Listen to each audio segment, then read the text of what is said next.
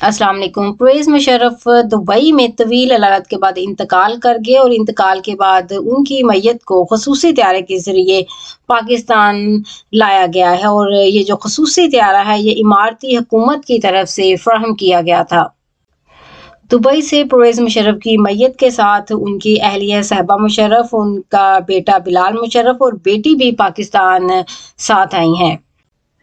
परवेज़ मुशर्रफ की मैयत को जो गुस्ल था वो दुबई ही में दे दिया गया था और गुस्ल के बाद परवेज़ मुशर्रफ की मैयत को पाकिस्तान रवाना किया गया है और उनकी जो नमाज जनाजा है वो कराची में दोपहर 1:45 पर अदा की जाएगी। परवेज़ मुशर्रफ पाकिस्तान में एक डिक्टेटर के तौर पर जाने जाते हैं। सेनेट में परवेज़ मुशर्रफ के लिए इसाले सवाब की दुआ को लेकर एक अजीब वाक़या रूनुमा हुआ और ये पाकिस्तान की तारीख में पहला वाक़या था। इससे पहले पाकिस्तान की तारीख में ऐसा कोई वाक़या रूनुमा नहीं हुआ। सादिक संजरानी की जानिब से तुर्की और शाम में ज़ल्ज़ले में शहीद होने वाले मुसलमानों के इसाले सवाब के लिए मुश्ताक अहमद को दुआए मग़फ़िरत कराने का कहा गया। इसके साथ सादिक संजरानी ने परवेज़ मुशर्रफ के लिए भी दुआ करने का कहा। मुश्ताक अहमद ने कहा कि वो तुर्की और शाम में शहीद होने वाले मुसलमानों के लिए दुआ करवाएंगे, लेकिन वो परवेज़ मुशर्रफ के लिए दुआ नहीं करवाएंगे और मुश्ताक अहमद की तायीद तमाम हुकूमती रहनुमाओं ने भी की। मुश्ताक अहमद का कहना था कि परवेज़ मुशर्रफ के जो गुनाह हैं वो इंडिविजुअल नहीं बल्कि उनके जो गुनाह हैं वो इज्तिमाई गुनाह हैं और इज्तिमाई गुनाह जो हैं वो माफ़ नहीं होते। और मुश्ताक अहमद ने बार बार दोहराया कि परवेज़ मुशर्रफ गद्दार वतन है। मुश्ताक अहमद का कहना था कि खैबर पख्तूनख्वा और बलूचिस्तान में जो आग लगी हुई है इसके जिम्मेदार जो हैं वो परवेज़ मुशर्रफ है और परवेज़ मुशर्रफ ने पाकिस्तान के आइन को 2 बार तोड़ा है। मुश्ताक अहमद की दुआ के बाद पाकिस्तान तहरीक इंसाफ के अपोजिशन लीडर वसीम शहजाद ने परवेज़ मुशर्रफ के लिए मग़फ़िरत की दुआ की और कहा कि जो भी इस दुआ में शामिल होना चाहता है वो मेरे साथ शामिल हो जाए। वसीम शहजाद का इस मौके पर कहना था कि आज बड़े अफसोस का मुकाम है कि हम इस हद तक चले गए हैं कि एक दुनिया से रुखसत होने वाले इंसान के लिए भी हम दुआ नहीं करना चाहते। वसीम शहजाद का कहना था कि पार्लियामेंट में ख़वातीन की मखसूस नशिस्तें, बल्दियाती निज़ाम और पाकिस्तान में इलेक्ट्रॉनिक मीडिया को आज़ादी भी परवेज़ मुशर्रफ के दौर में दी गई थी। पीपल्स पार्टी और मुस्लिम लीग नवाज को परवेज़ मुशर्रफ की तरफ से NRO दिया गया था और इसी NRO की बदौलत नवाज शरीफ पाकिस्तान से डायरेक्ट सऊदी अरब तशरीफ ले गए थे। नवाज शरीफ और शहबाज शरीफ ने परवेज़ मुशर्रफ के आगे हाथ जोड़कर और उनके पांव पकड़कर एक माफ़ी नामे का मुआहदा किया था और इस मुआहदे के नतीजे में ये पूरी फैमिली जद्दा मुंतकिल हो गई थी। नवाज शरीफ ने परवेज़ मुशर्रफ के साथ मुआहदा किया था कि वो मुल्क से बाहर चले जाएंगे और 10 साल तक के लिए सियासत में हिस्सा नहीं लेंगे। नवाज शरीफ की जो कुल सियासत है वो एक ही चीज़ पर खड़ी है और वो ये है कि जब इन पे मुश्किल वक्त आता है ये डिक्टेटर्स के साथ मुफाहमत करते हैं, जला वतन होते हैं, मुआहदे करते हैं, माफ़ीनामे करते हैं और मुल्क से बाहर चले जाते हैं और जब वहाँ जाकर ये देखते हैं कि हमारे लिए हालात साजगार हो गए हैं तो ये दोबारा से कुछ अर्सा खामोश रहने के बाद ये दोबारा से डिक्टेटर्स के साथ मुफाहमत करते हैं और दोबारा पाकिस्तान वापस आ जाते हैं। परवेज़ मुशर्रफ एक डिक्टेटर थे और उन्होंने अपने दौर इक़्तिदार के दौरान बहुत सी गलतियां की और उनमें से एक गलती जिसका वो इकरार भी कर चुके हैं वो शरीफ ख़ानदान को NRO देना था। परवेज़ मुशर्रफ अगर शरीफ ख़ानदान को NRO ना देता तो आज भी ये ख़ानदान अपनी सज़ाएं काटने के लिए जेल में गल सड़ रहा होता और पाकिस्तान से इनकी सियासत हमेशा के लिए ख़त्म हो चुकी होती। इनको तो चाहिए कि ये परवेज़ मुशर्रफ का शुक्रिया अदा करें कि उनके NRO की वजह से ये काबिज़ टोला दोबारा से पाकिस्तान पर बरसरे इक़्तिदार है। परवेज़ मुशर्रफ ने पाकिस्तान को दहशतगर्दी की आग में झोंका जिसके नतीजे में कई साल पाकिस्तान के कबायली इलाके खैबर पख्तूनख्वा और बलूचिस्तान में दहशतगर्द आज़ादाना घूमते रहे। परवेज़ मुशर्रफ ने कई पाकिस्तानियों को दहशतगर्द करार देकर अमेरिका के हाथों डॉलर्स के बदले में भी बेचा। परवेज़ मुशर्रफ ने ताकत के नशे में मस्त होकर लाल मस्जिद ऑपरेशन किया जिसके नतीजे में कई मासूम जानें शहीद हो गईं।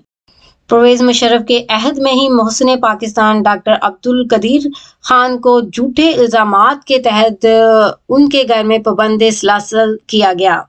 پرویز مشرف پاکستان کے واحد ڈکٹیٹر ہیں جن کو ان کے اقتدار سے رخصتی کے بعد پاکستان کی عدالت کی جانب سے غدار قرار دیا گیا۔ عدالت کی جانب سے مشرف کی لاش کو 3 دن تک لٹکانے کا حکم بھی دیا گیا۔ پرویز مشرف انتقال کر چکے ہیں اور ان کی میت پاکستان بھی آ چکی ہے اور اب ان کو تمام فوجی اعزاز کے ساتھ دفن کیا جائے گا۔ پرویز مشرف کا پاکستان کے آئین کے بارے میں کہنا تھا کہ پاکستان کا آئین ایک کاغذ کا ٹکڑا ہے جس کو رتی کی ٹوکری میں پھینکا جا سکتا ہے۔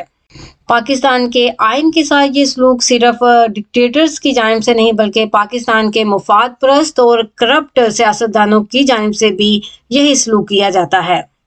پاکستان میں اب تک جتنے بھی پاکستانی افواج کے سربراہ رہے ہیں وہ اپنی ریٹائرمنٹ کے بعد پاکستان سے باہر منتقل ہونے کو ترجیح دیتے ہیں، لیکن مرنے کے بعد ان تمام لوگوں کی خواہش ہوتی ہے کہ ان کو پاکستان میں دفن کیا جائے۔ پیپلز پارٹی اور مسلم لیگ نواز کی طرف سے مشرف کی وفات پر جو رویہ اختیار کیا گیا ہے یہ رویہ ایک سبق ہے NRO2 دینے والے باجوہ اور اس NRO2 کو جاری رکھنے والے عاصم منیر کے لیے۔ پاکستان مسلم لیگ نواز اور نواز شریف ایک محسن کش ہیں اور یہ اپنے محسنوں کے لیے آستین کا سانپ ثابت ہوتے ہیں۔ وہی حال جو آج پاکستان مسلم لیگ نواز اور پیپلز پارٹی کی طرف سے پرویز مشرف کے ساتھ کیا گیا ہے، آئندہ چند سالوں میں یہی سلوک باجوہ اور عاصم منیر کے ساتھ کیا جائے گا۔ عمران خان کی طرف سے جلسے جلوس، لانگ مارچ، اسمبلیوں سے ریزائن کرنا اور اسمبلیوں کو ڈیزالو کرنے کے بعد اب جیل برو تحریک کا آغاز کیا گیا ہے۔ امپورٹڈ حکومت آئین اور قانون کی دھجیاں اڑا رہی ہے اور عدالتوں کی بات بھی پولیس اور حکومت نہیں سن رہی اور پاکستان میں اس وقت انسانی حقوق کی خلاف ورزیاں کی جا رہی ہیں۔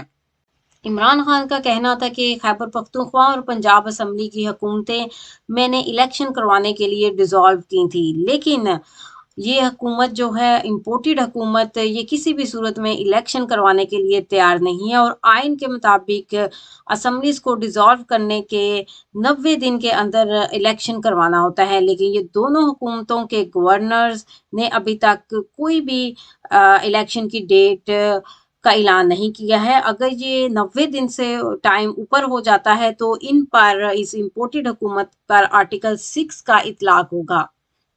پاکستان تحریک انصاف کی طرف سے ہر شہر میں جیل برو تحریک کا آغاز کیا جائے گا اور ڈسٹرکٹ صدر رجسٹریشن کا آغاز کریں گے اور رضاکار ڈسٹرکٹ صدر کے پاس جا کر اپنی رجسٹریشن کروائیں گے اور جب رجسٹریشن مکمل ہو جائے گی تو اس کے بعد عمران خان کی طرف سے جیل برو تحریک کی ڈیٹ کا اعلان کیا جائے گا اور اس تحریک کے ذریعے حقیقی آزادی اور حقیقی جمہوریت کی طرف عوام گامزن ہوگی۔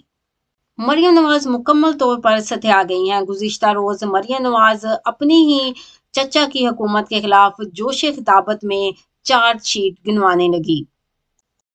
مریم نواز انتہائی کم انٹلیکچوئل کی خاتون ہیں، ایک رٹو طوطے کی طرح بس اپنے خاندان کی مظلومیت کا ایک مضمون یاد کر رکھا ہے۔ اس کے علاوہ اگر مریم نواز کو آؤٹ آف سلیبس سوال آ جائے تو محترمہ کا دماغ سائیں سائیں کرنا شروع کر دیتا ہے اور پھر ایسی بونگیاں مارتی ہے کہ اس کے بعد سوشل میڈیا پر میمز کی پرمار ہو جاتی ہے۔ محترمہ ایک بات کرتی ہیں اور اسے اگلے ہی لمحے اپنی ہی بات کی نفی کر دیتی ہے۔ محترمہ کو چاہیے کہ جس طرح انہوں نے اپنی ظاہری شکل و صورت چینج کی ہے اسی طرح اپنا اسکرپٹ رائٹر بھی چینج کر لیں۔ مریم نواز کے سٹیل والے بابا کو چاہیے کہ مریم نواز کو سٹیل والے گلاس کے ساتھ ساتھ اس گلاس میں تھوڑی سی دانش مندی بھی گھول کر پلا دے۔ مریم نواز کا کہنا ہے کہ ہم چاہ کر بھی عوام کو ریلیف نہیں دے پا رہے۔ اس امپورٹڈ حکومت نے خود 1100 ارب کا NRO2 لیا ہے، 20 کروڑ ڈالر کی 160 مرسڈیز امپورٹ کی ہیں اور مریم نواز کے داماد کے لیے بھارت سے سٹیل اور لوہا منگوایا گیا ہے اور نیب میں ترامیم کی گئی ہیں، کرپشن کیسز ختم کروائے گئے ہیں۔ مریم نواز نے لندن کا دورہ بھی کیا ہے اور وہاں سے اپنی مہنگی ترین سرجری بھی کروائی گئی ہے، لیکن عوام کے لیے مریم نواز اور ان کی حکومت کے لیے کوئی بھی ریلیف نہیں ہے۔ پھر آپ کا حکومت میں آنے کا مقصد کیا تھا؟ اگر آپ نے عوام کو ریلیف نہیں تھا دینا، آپ کے پاس عوام کو ریلیف دینے کے لیے کوئی پلان نہیں تھا، تو عوام تو پہلے بھی مر رہے تھے، اب بھی مر رہے ہیں، تو پھر آپ حکومت میں کیا لینے آئے تھے؟ یہ لوگ حکومت میں عوام کو سسکانے، تڑپانے اور مزید غربت کی چکی میں پیسنے کے لیے آئے ہیں۔ ان کی عوام دشمنی کا اندازہ اس بات سے لگائیں کہ ان کی طرف سے پنجاب میں شروع کیا گیا ہیلتھ انشورنس کا جو پروگرام ہے وہ ختم کر دیا گیا ہے۔ اس حکومت نے عوام سے علاج کے ساتھ ساتھ ہنرمندی سیکھنے کے عمل کو بھی چھین لیا ہے اور احساس انڈر گریجویٹ اسکالرشپ پروگرام کو بند کر دیا گیا ہے، اور یہ ملکی طریقہ سب سے بڑا نیشنل انڈر گریجویٹ لیول کا اسکالرشپ پروگرام تھا، جس کے تحت ہر سال 50,000 مستحق اور ضرورت مند طلباء کو وظائف پیش کیے جاتے تھے۔ اسلام آباد میں محنت کش اور غریبوں کے سٹالز کو مسمار کر کے ان کے منہ سے روٹی کا نوالہ بھی چھین لیا گیا ہے۔ یہ حکومت غریب عوام سے صحت کارڈ، لنگر کھانے کے بعد اب روزگار بھی چھیننے لگی ہے۔ نواز شریف، اس کی بیٹی مریم نواز اور مریم نواز کے چچا شہباز شریف کے یہ تھے عوام دوست منصوبے۔ چینل کو سبسکرائب کرنا مت بھولیے گا، ویڈیو کو لائک اور شیئر کریں اور کمنٹس باکس میں اپنی قیمتی آرا سے ضرور آگاہ کیجیے گا۔ اللہ حافظ۔